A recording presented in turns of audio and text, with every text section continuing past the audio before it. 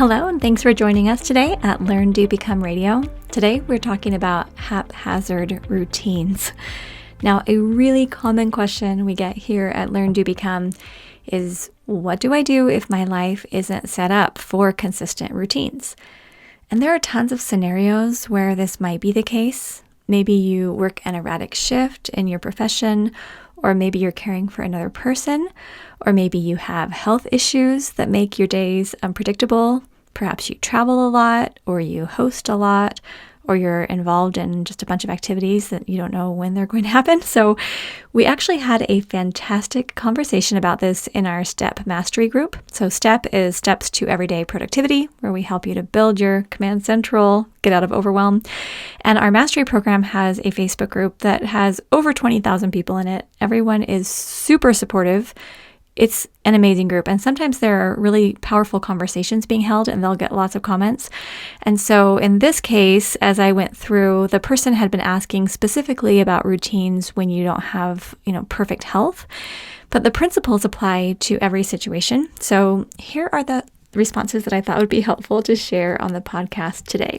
And I just kind of copied over a few quotes. There's more to the conversation. So for those of you who are already in Step Mastery, you can go in and find the conversation and go from there. But hopefully this will just give everyone a general idea, so you have some solutions that you can apply right away if you find yourself in a situation with haphazard routines. Okay, so first is from Brenda. She said, "You can only do your best. We are all human beings, and that's the best we'll ever be. So don't compare yourself to anyone else. Just look at your progress and celebrate." And I thought that was wonderful advice just to start out, because I want to recognize that it's not about winning the race of routine completion. We all are going to have a variety of scenarios that pop up in our lives, and we can't do everything every day. So hopefully we can, start there, and now let's move forward. Now, Taryn is one of our STEP coaches in the group, and she said, "You're not alone. April has shared that routines are kind of like the luggage return at the airport. If we don't catch it the first time around, we'll have another opportunity the next time." So routines don't have to be rigid. In fact, they're better if you think of them as supporting you rather than you having to take care of all of them. And I love that Taryn shared this, because that is the essence. Routines are here for you. You're not here for routines. And if something doesn't happen perfectly, typically routines are not going to cause a lot of stress. If it's something like bill paying and I must get the bills paid before I get a late fee, okay, then yes, those are routines that we'll want to do right away. But if it's something like housework, like general upkeep, tracking, things that you could do on other days, it's okay, to have some flexibility. Then next is from Catherine. She says, "I love the idea of the perfect multiple choice day." Okay, so this is a concept that actually Eric taught me, and it's helped me to be able to see that I can't do every routine every day, but I can pick and choose as it makes sense, and then every day can be a perfect day. So then Catherine continues, "My intention is to be mindful each day. I have variable energy and some physical issues, but as I slow down and do things mindfully, it can be a perfect day." Love this. Thank you, Catherine. All right, next is from Rachel. "Personally, I would consider a really reduced routines list, just the essentials, and then maybe have tiers with things you could add in if you're feeling good that day. Perhaps that would take some of the pressure off. We have to adapt things to fit our lives and circumstances." And Rachel, you just gave beautiful advice. This is what we talk about. For example, we just did our 4 weeks to finished group. And when we were inviting people to set up their routines, some people were getting really overwhelmed thinking, there's so many things I need to do. And so we said, let's just start with the very, very basics. The basics for functioning in your personal life, your home, your profession, your family. What are the basics that you need to do? Let's just get those ready and out. And then, yes, you could have optional routines. That's where we kind of fold in that multiple choice perfect day. Because there are some things, like I make sure I take the trash out every week because I don't want to have trash overflowing, right? But there are some things like dusting. Okay, if we don't dust perfectly every week, it's okay. And so having that extra tiered list could be really helpful. I think the problem that I run into most often is that we become perfectionists. So we think, wait, no, I have to do every routine all the time. But really that all or nothing thinking and that perfectionism, that's something that we can work through. That's something I've definitely had to work through. And I encourage you to do the same if you're feeling like you have to be perfect in every area of your life. That's just an exhausting way to live, in my opinion. And I think you probably know that. So hopefully you can move on from there. All right, next is from Gwen. She says, a schedule is when there's a time frame attached, but a routine is just the order in which you prefer to do any specific task or string of tasks. You can have multiple variations depending on how you're feeling. Then Lynn, the person who asked the question, responded and said to Gwen, as I read your comment, I realized I do have a routine. I don't do it at the same time or in the same depth every day, but I do have a list. Thank you so much. And then Gwen responded saying, sometimes putting a name to what we're already doing gives us a fresh way of seeing and interacting with it. Without a name, it can be there, but it's invisible. And that's something Taryn taught a routines class in our step group. And she said, we all do have routines. Everyone has a routine. It's just the routines might not be taking us where we want to go, right? We can have a routine of just waking up every morning and scrolling through our phone. That's definitely a routine, but usually that's not going to set us up to have an amazing day. Or maybe you like scrolling your phone for a little bit and it does set you up for an amazing day. That's up to you to decide. But recognizing we already do have routines.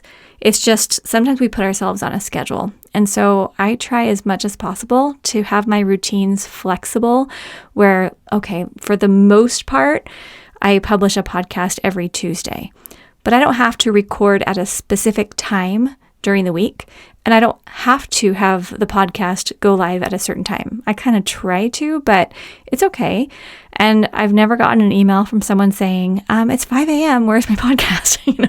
And so I'm grateful for this community because then that takes the pressure off.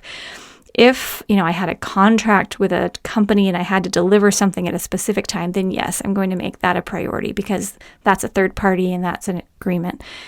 But so much of what we do is up to us. And so when we can work with our energy, it's just going to make a big difference. And then routines just start getting done without resentment. You've been there, right? Okay. Next is from Sharon. She said, what helps me is to have divided my home into what Fly Lady calls zones. My routine is to have a focus on one zone a day. And I actually did this back when I read her book, Fly Lady's book called Sync Reflections. And I went through, I even made a spreadsheet. So I had a day for each zone and it worked great for a long time. I did that.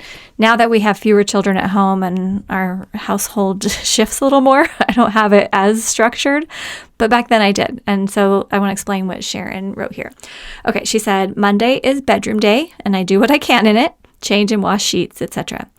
I have a plan for what a perfect cleaning of the bedroom is, but I just do what I can. Tuesday, the bathroom is my zone, and I usually manage the basics. Sometimes my perfect cleaning plan and the rest of my house is the same. That's what my household routine basics are. I'm okay now with just doing what I can. Monday comes along every week. So do all the other days. So there's always the opportunity to do more next time. And I think that is such a healthy way to look at it. So thank you, Sharon. All right, next is from Jenny. She says, I feel like most of what I do is routines. I often can't get out from under all my routines to get projects moved along. But today's routines, she wrote down how frequently she does each routine. So she's going to list them. And then she has like D for daily, W for weekly, Q for quarterly. So she says, here's what I did today. Clearing out the fridge, wiping it down. That's a weekly one.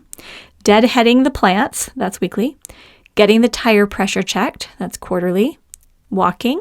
That was daily. Taking supplements. Daily. Folding laundry. Weekly. Sink hand washing the dishes and empty the dishwasher. That's daily. So, she had multiple routines that she did that day. Some of them are, daily, weekly, quarterly, that type of thing. And so she likes to have them very structured and works from those lists. That's awesome. And that's something that works really well for Jenny. Now, if you don't want to do it that way, you don't have to do it that way. You could just have a general list of routines and you just kind of check in once a week and see how it's going. Or you could have a list of everything I do daily and I really work on this. Let's just get the daily routines down. And then once those are habits, then we move on. Like I do take vitamins every morning, but I don't like write it down. It's just kind of there and I have it ready. Most of what I'm doing, like walking, exercise, nutrition, basic maintenance of the home, I just don't really write down anymore because it's just kind of, natural stuff. But as you're establishing new routines or you're trying to maybe share routines with others, that might be helpful too. Okay, and then just a comment I had added in. I said, I love this discussion so much. Another element to consider is emotion work. Sometimes you might be physically healthy, but you're thinking through a lot or you're emotionally supporting a variety of people. Today, for example, I needed to emotionally and physically rest. So I did just a couple of my regular morning routine items before, I got into my workday.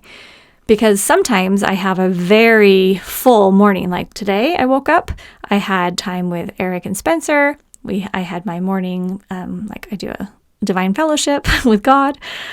We went on a walk. I did a workout video. I made a smoothie. Eric and I had a meeting. We recorded a podcast. I had all this stuff. Today was just a super full day from the minute I woke up. But sometimes my morning routine, I'm not going to do a workout video. I'm just going to move a little more slowly. I might take a shorter walk. I might not do as much physically. So then when I get into my regular work activities, I have a little more energy for that. So it's gauging that and recognizing there is a term called emotion work. If right now you're emotionally, absorbed in someone else or a situation, or there are things you're praying about or trying to work through, that's energy. That's requiring energy. And so just recognizing that, even if you're not sick, you might just need to slow things down so you can process all the stuff going on. And then I had added, really, the world didn't come to a halt and I didn't magically become a failure. I think most routines are really flexible. The trick is teaching our minds that the flexibility and grace does not equal laziness. So that's just something I really want to emphasize, that I have often mentally called myself lazy if I didn't do all of my routines. And now I'm learning to reframe it and say, you know what I can do. And all of these wonderful people have shared previous to this, they're sharing a beautiful, mentally healthy perspective on how to look at the stuff that we're doing each day. All right, next is from Kay. She said, elastic habits using levels of goals might help. Do a task 5 minutes, at least all days, and then 10 minutes on most days, and an extra good job of 15 sometimes. I love that. That can apply to so many areas of our lives, right? Just at least 5 minutes. That's your elastic goal. The minimum's 5, maximum's 15. Do what you can. I thought that was great. And then Kendra said, I do most of the same things each day, not necessarily in the same order. And I'm also very delight driven. So I will scan my list of daily routine tasks and get sparked by what's feasible or motivating right then. And I just wanted to end with that one because I love the concept of being delight driven. And yeah, you might say, well, are the toilets ever going to be delightful to scrub? And I actually think they are kind of fun. I think I mentioned I got that pumice stone brush thing that actually made it super fun for me. I don't mind doing toilets. There's really no job I hate because I think there's ways to be able to structure, whether it's housework or family work or professional work or yard work or volunteer work. There's ways you can structure it with people and mindsets and, processes so that anything that we do that brings something good to the world can feel good. And that's what I'm hopeful all of us can experience. So however it is you decide to look at your routines, I just encourage you to create something that fuels and serves you. Remembering what Taryn had said, you were not made to serve your routines. And sometimes we put ourselves in routine jail where we make this list of what we have to do 7 days a week, 24 hours a day, and we build routine jail.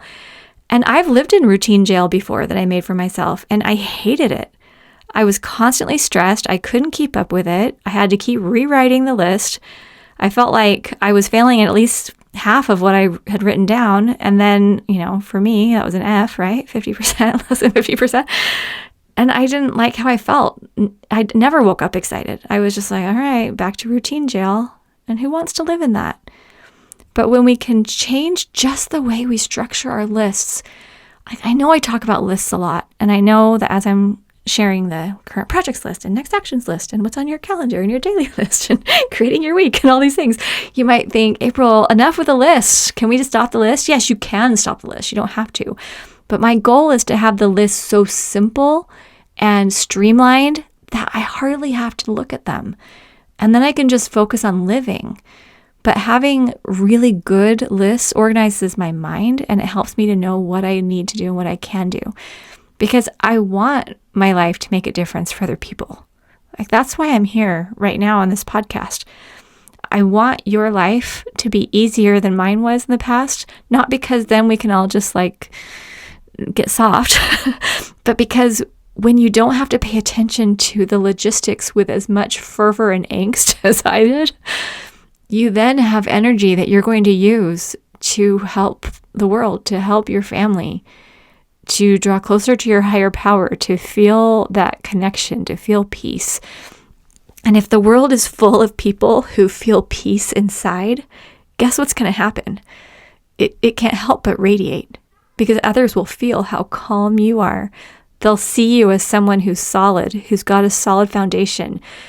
And then you're going to be in a position to be able to be a resource, because so many people are sinking. And I just don't want you to sink. I want you to be light. My mom used to say, bounce through life. That is so cute. Sometimes I call my sister and we say, are you bouncing through life? We just laugh thinking about mom. Anyway, okay.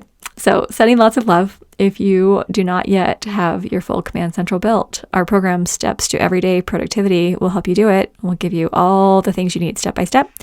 And if you want to come into our Rise membership, we would love to have you there. This is where we focus on a new topic every month. And there's more strength and support and love from Team LearnDoBecome.